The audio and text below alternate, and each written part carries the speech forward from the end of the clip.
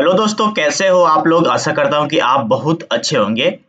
दोस्तों, I hope आपने gate का फॉर्म फिल कर दिया होगा, और जिन्होंने गेट का फॉर्म फिल नहीं करा तो बेसिकली आप गेट का फॉर्म फिल जल्दी कर दीजिए, क्योंकि अगर आप डिले करते हैं ना तो कहीं ना कहीं आपके जो है वेबसाइट पे रस होने की चांसेस ज़्यादा हो जाएंगे, क्योंकि बहुत सारे ऐसे कैंडिडेट हैं कि जो ऐसा सोचते हैं कि मैं बाद में फॉर्म फिल करूंगा। तो कहीं ना कहीं अगर आप उनके साथ भी ऐसा सोच रहे हैं कि मुझे भी लास्ट में फॉर्म फिल करना है, तो कहीं ना कहीं आप पीछे हो जाएंगे, क्योंकि अगर आप फॉर्म फिल कर रहे हो ना, तो आप ऐसा सोच के रखो कि 10 दिन के अंदर ही फॉर्म अपडेट होने के 10 दिन के अंदर ही आप जो है फॉर्म फिल कर दो, ठीक है।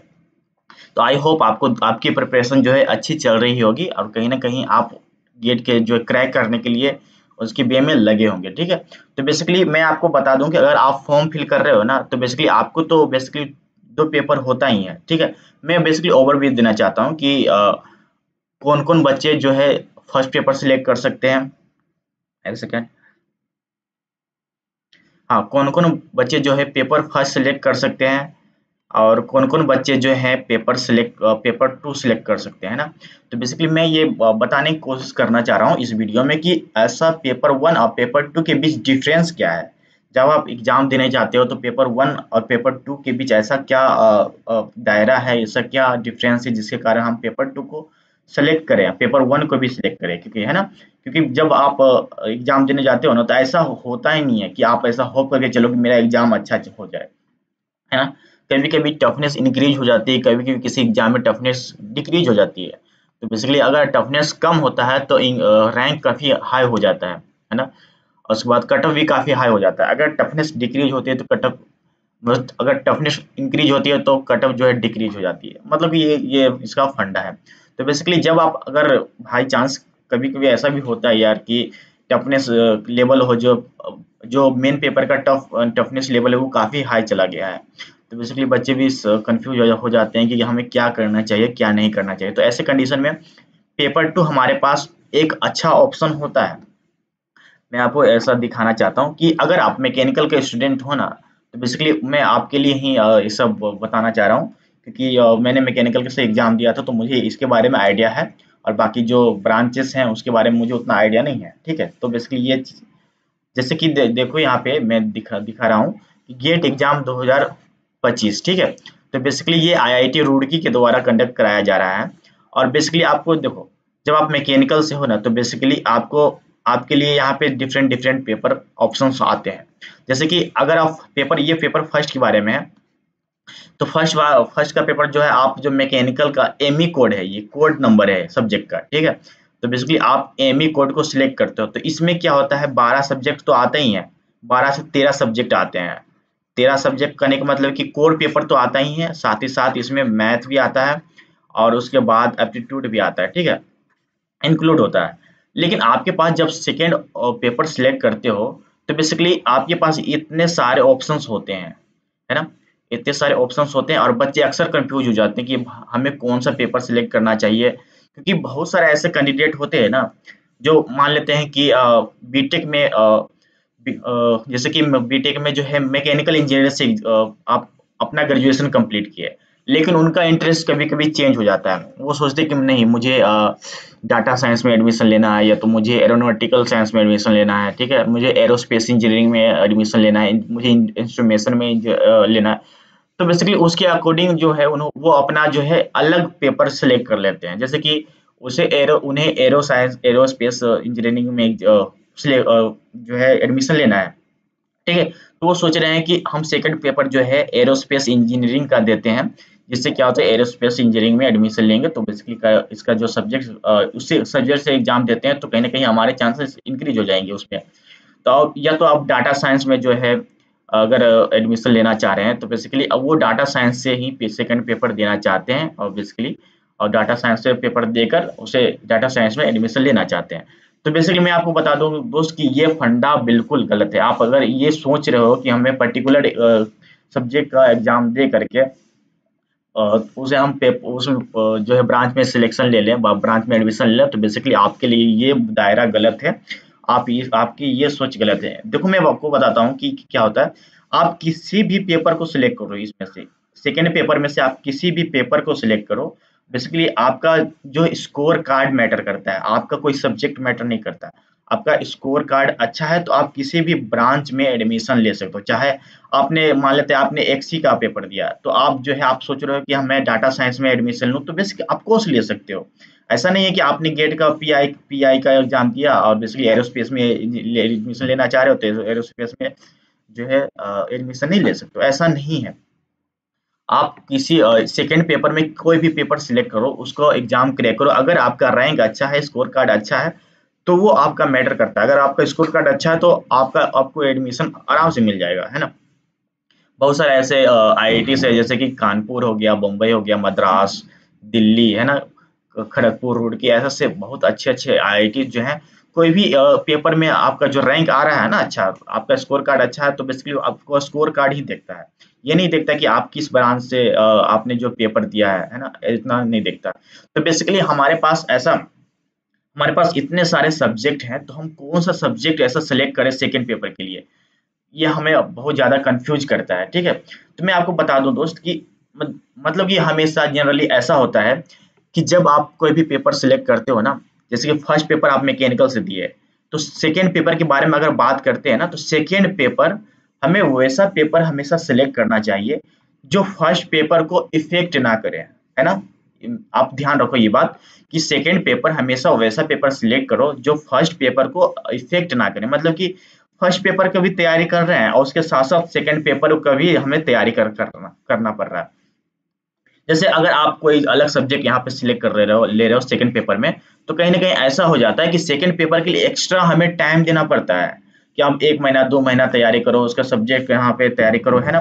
तो बेसिकली ये चीजें हमारे लिए ज्यादा मायने उतना नहीं रखता, क्योंकि अगर आप सेकंड दूसरे पेपर पे जाते हो तो कहीं ना कहीं आप जो है पिछड़ने की कोशिश करते हो। आई 1 सेकेंड दोस्त, कॉल आ रहा है, ठीक है।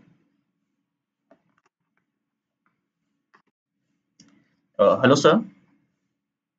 हाँ, गुड मॉर्निंग सर। हेलो। अ, हाँ, हम लोग निकलने वाले हैं अभी हॉस्टल से नाश्ता के लिए। सर हम लोग 8:30 बजे निकल निकल जाते हैं, लेकिन बस कभी कभी लेट होती है, जैसे कि 8:45 में या तो 8:55 में ऐसा बस आती है वहाँ पे।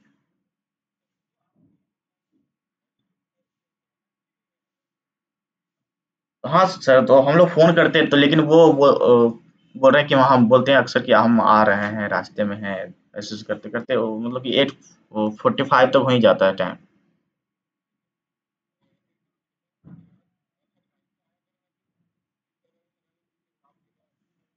ठीक है सर।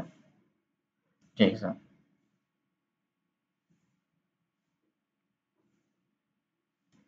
अ, हाँ दोस्तों, तो वही मैं बात बता रहा था कि अगर आप फर्स्ट पेपर जो सिलेक्ट करते हो ना, उसी के अकॉर्डिंग जो है सेकंड पेपर सिलेक्ट करो, ताकि फर्स्ट पेपर उसका इफेक्ट उस फर्स्ट पेपर पर ज़्यादा इफेक्ट ना हो, मतलब कि अलग से सेकंड पेपर के लिए प्रिपरेशन ना करना पड़े, ठीक है।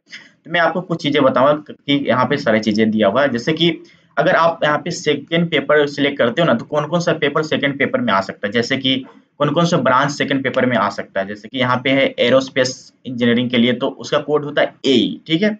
और डाटा साइंस के लिए अगर बात करें तो उसका कोड होता है DA, data science and artificial intelligence का जो सब्जेक्ट का कोड होता है डीए होता है। इंफॉर्मेशन इंजीनियरिंग के लिए जो सेकंड पेपर का कोड होता है आईएन, ठीक है।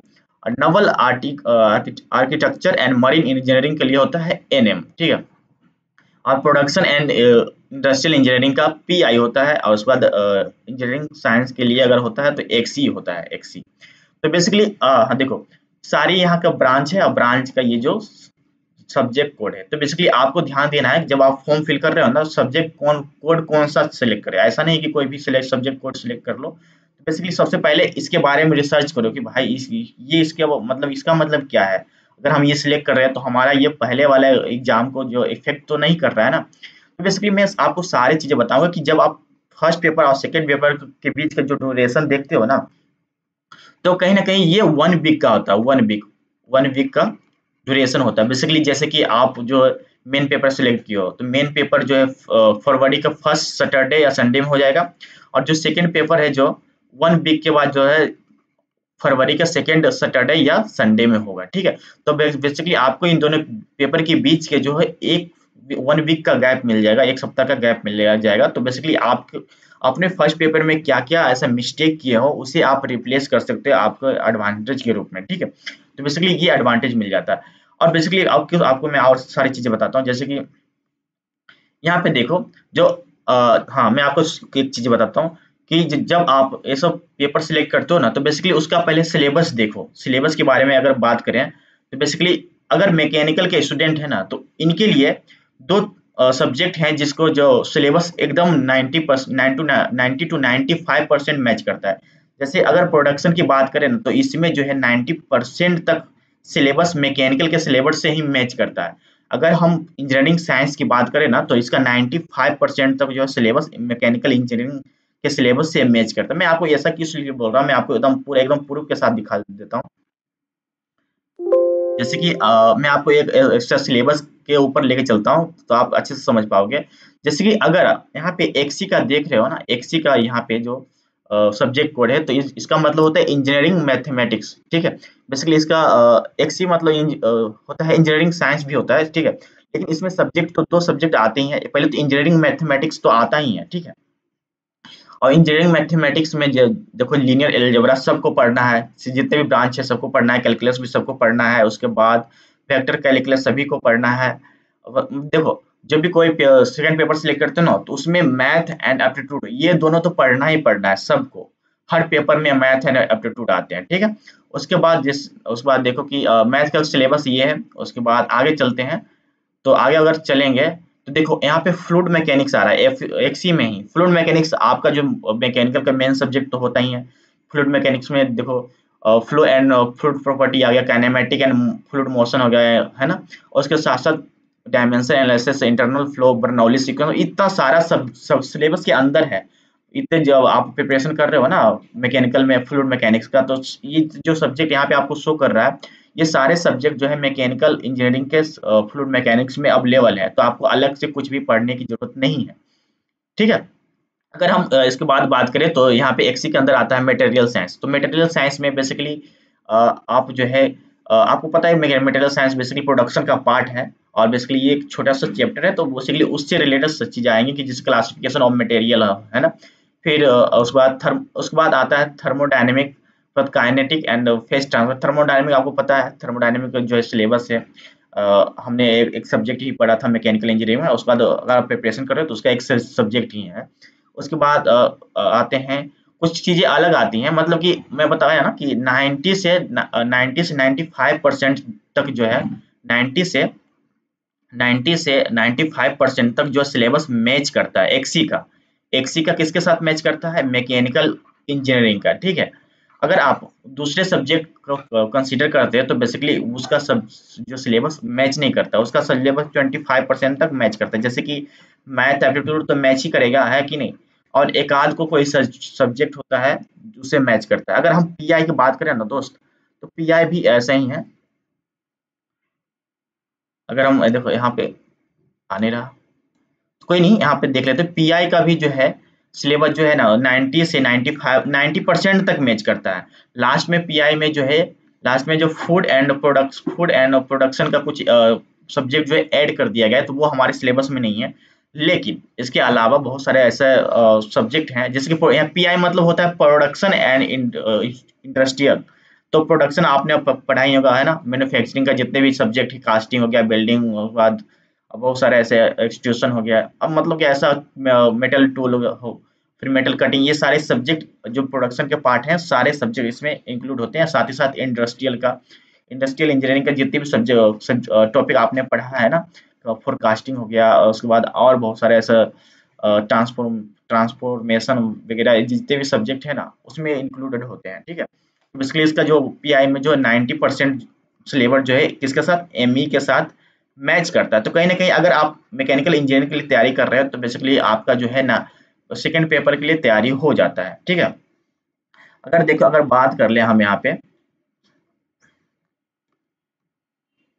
जैसे कि अगर हम आप अगर एक्सी का पेपर सिलेक्ट करते हो, बेसिकली मैं आपको सजेस्ट करता हूँ कि आप एक्सी का पेपर ही सिलेक्ट करो, ठीक है, क्योंकि एक्सी का पेपर तो 100 मतलब कि 90% तक मैच करता है, 90 से 95% तक मैच करता है। तो आपको जो है अलग से प्रिपरेशन करने की जरूरत नहीं पड़ेगी।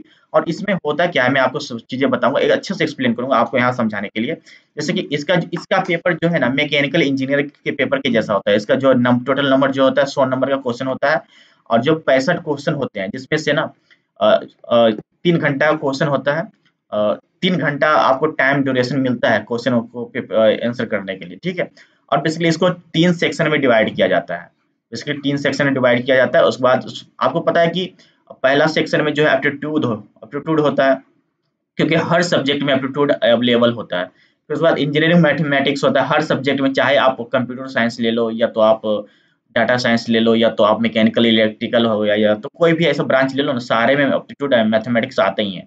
अब देखो जो थर्ड सेक्शन है ना, जो थर्ड सेक्शन है उसको जो 2 पार्ट में डिवाइड किया गया है। बेसिकली मतलब कि दो दो सेक्शन, मतलब कि कहने का मतलब कि आपको 2 सब्जेक्ट चुनना है। देखो ये जो सेक्शन होते हैं ना, ये सेक्शन ए के अंदर तो मैथमेटिक्स एंड एप्टीट्यूड आ ही गया, लेकिन बी से लेकर के एच तक जो सब्जेक्ट सेक्शन होते हैं ना, उसमें डिफरेंट डिफरेंट सब्जेक्ट्स होते हैं।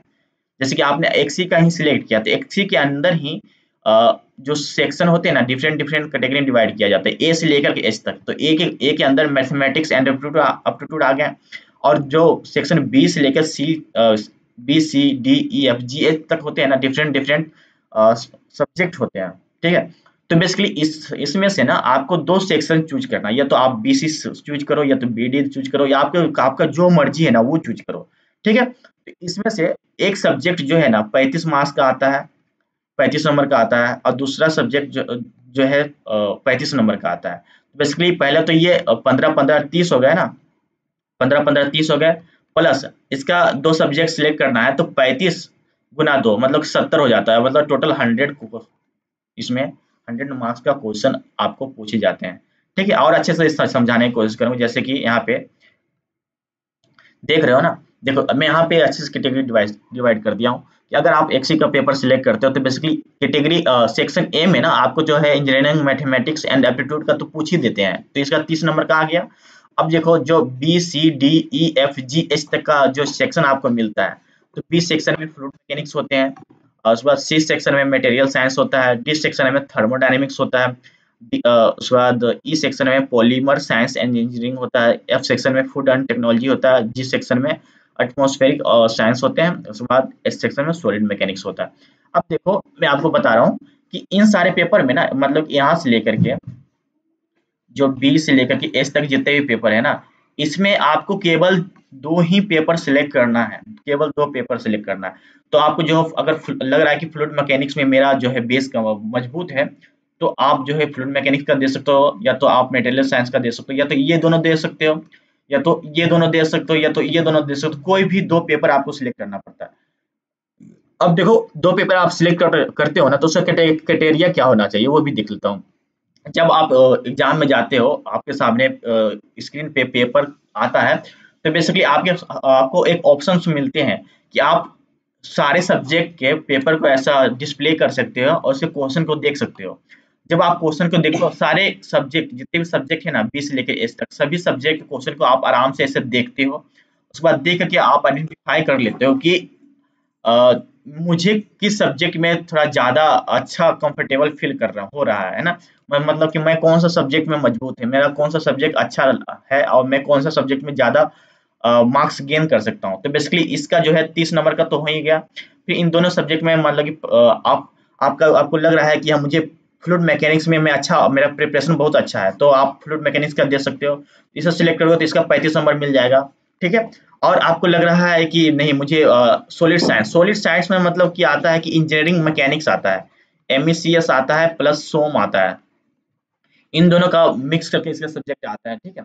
अगर आप फ्लूइड मैकेनिक्स की बात करें, तो बेसिकली इसका एफएम का ही आता है। बेसिकली अगर आप फ्लूइड मैकेनिक्स और सॉलिड मैकेनिक्स 2 पेपर सेलेक्ट करते हो, तो बेसिकली उसका एक 35 नंबर है, इसका 35 नंबर आ जाता है, ठीक है। तो बेसिकली आप जब पेपर देने जाते हो ना, तो पहले आप जो है पेपर को ओपन करो।